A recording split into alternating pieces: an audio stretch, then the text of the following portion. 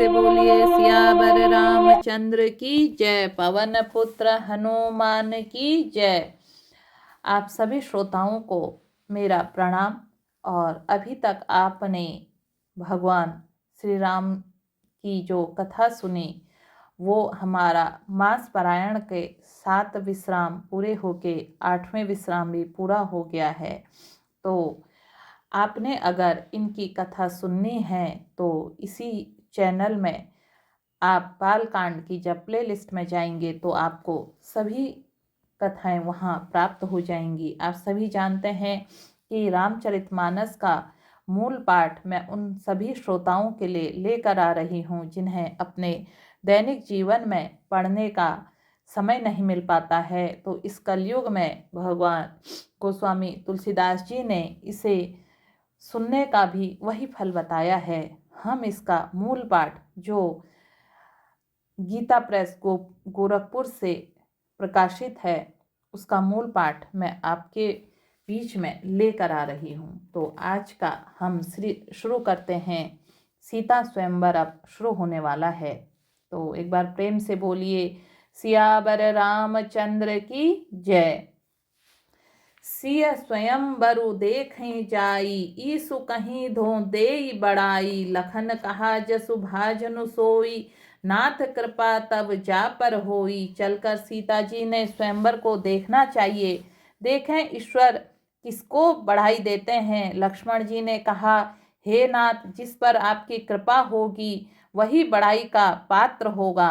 धनुष तोड़ने का श्रेय उसी को प्राप्त होगा। हर से मुनि सब सुनि बरबानी, दीन ही असीस सब ही सुख जमानी। पुनि मुनि वृंद समेत कृपाला, देखन चले धनुष मखसाला। इस श्रेष्ठ वाणी को सुनकर सभी मुनि प्रसन्न हुए। सभी ने सुख मानकर आशीर्वाद दिया। फिर मुनियों के समूह सहित कृपालु श्री रामचंद्र जी धनुष यज्ञशाला देखने चले। रंगभूमि आए दोनों भाई, असी सुधी सब पुरबा सिन्ह पाई। चले सकल ग्रह काज बिसारी, बाल जुबान जरठ नर नारी। दोनों भाई रंगभूमि में आए। ऐसी खबर जब सब नगरवासियों ने पाई तब बालक जवान बूढ़े स्त्री पुरुष सभी घर और काम काज को भुलाकर चल दिए। देखी जनक भीर व्यभारी, सुचि सेवक सब लिए हकारी। तुरत सकल लोगन पाही जहूँ, आसन उचित देहूँ सब काहूँ। जब जनक जी ने देखा कि बड़ी भीड़ हो गई तब उन्होंने सब विश्वास पात्र सेवकों को बुलवा लिया और कहा, तुम लोग तुरंत सब लोगों के पास जाओ और सब किसी को यथा योग्य आसन दो।